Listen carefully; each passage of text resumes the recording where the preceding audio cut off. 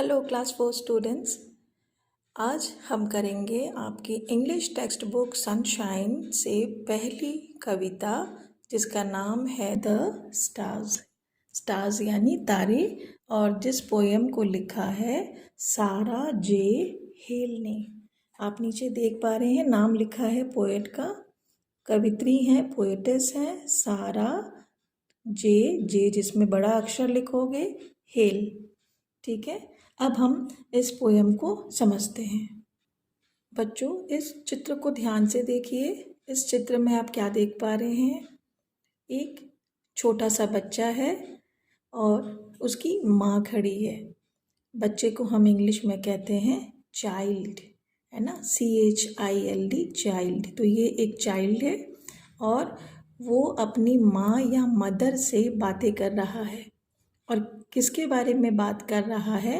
हमने अभी देखा, जो इस पोएम का टाइटल है द स्टार्स, यानी तारों के बारे में वो अपनी माँ से बातें कर रहा है। तो चलिए देखते हैं कि वो अपनी माँ से क्या कहता है। See the stars are coming in the far blue skies. अब यहाँ चाइल्ड अपनी मदर से कह रहा है तारों की ओर दिखाकर, सी। बच्चों, SEE यानी देखो। वो कह रहा है देखो अपनी मदर से, माँ से। द स्टार्स आर कमिंग, तारे आ रहे हैं।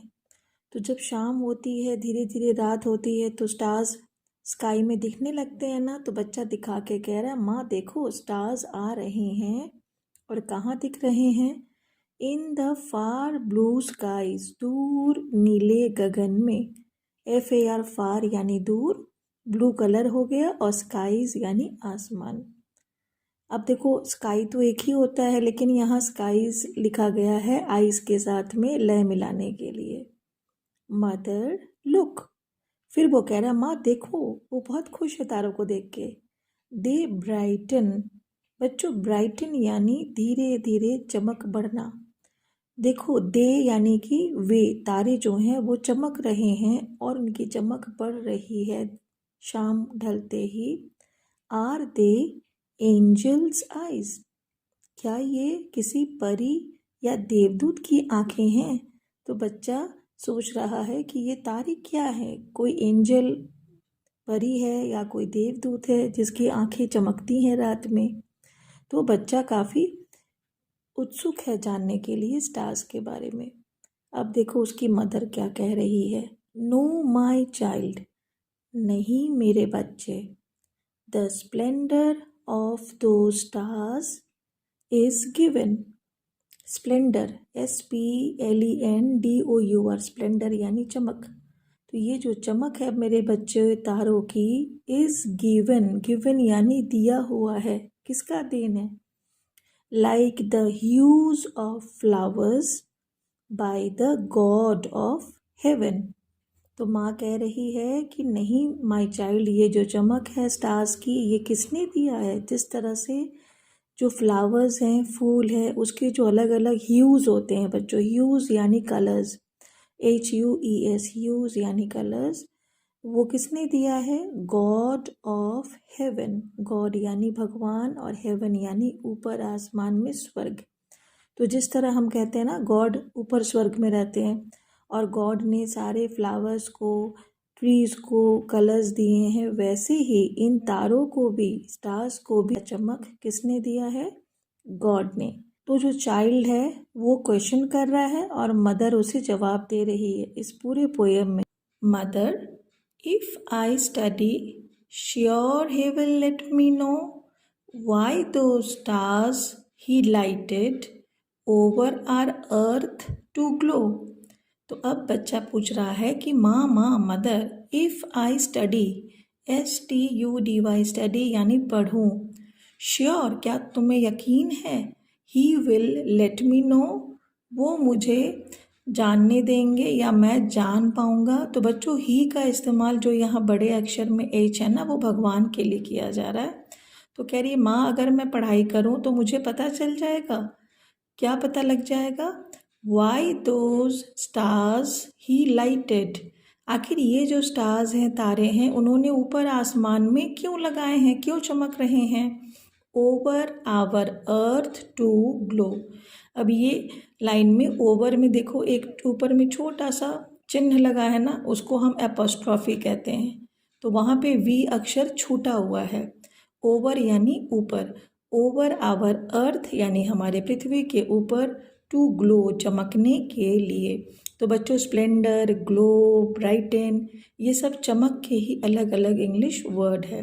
तो बच्चा कह रहा है कि माँ, अगर मैं पढ़ाई करूँ तो मुझे पता चल जाएगा कि ये जो स्टार्स है ये गॉड ने क्यों बनाए हैं हमारे अर्थ के ऊपर चमकने के लिए। तो अब माँ क्या जवाब देती है? व्हाट डज द मदर से? माँ बच्चे से कहती है, child, what God has finished. God ने जो भी बनाया है, निर्माण किया है इस दुनिया में, पहले से बना दिया है। अब फिनिश्ड है यानी कि ख़त्म होना, लेकिन यहाँ पे है कि गॉड ने जो जो बना दिया है पहले से, हैज़ अ ग्लोरियस एम, उसका एक बहुत ख़ास मकसद है। इस वजह से उन्होंने हमें दिया है, चाहे पेड़ पौधे हो, सन हो, स्टार्स हो। और हमारा क्या कर्तव्य है? दाइन इट इज़ टू वर्शिप। दाइन का मतलब बच्चों तुम्हारा। तो तुम्हारा काम है कि तुम उनकी पूजा अर्चना करो, वर्शिप करो कि गॉड ने हमें इतनी अच्छी अच्छी चीज़ें दी हैं। And love his Holi home. तो हिज यहाँ अक्षर बड़ा है एच का, क्योंकि भगवान के लिए हम हिज का इस्तेमाल कर रहे।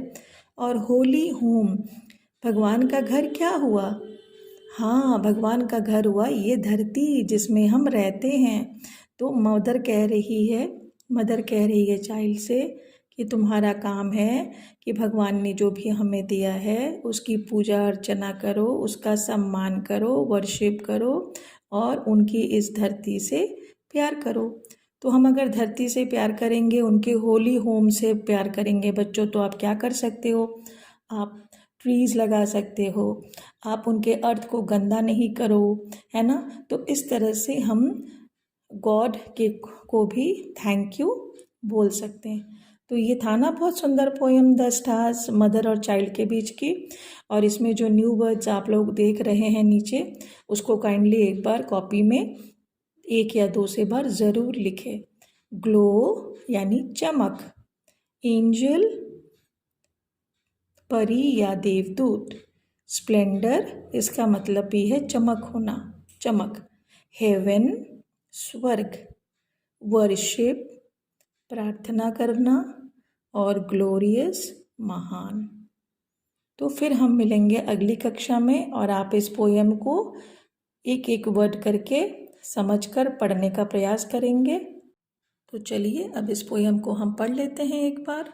See the stars are coming in the far blue skies. Mother, look, they brighten. Are they angels' eyes? No, my child, the splendor of those stars is given like the hues of flowers by the God of heaven.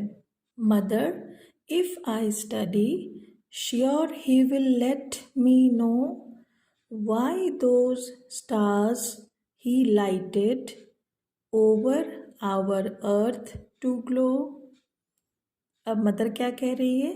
Child, what God has finished has a glorious aim. Thine it is to worship and love his holy home.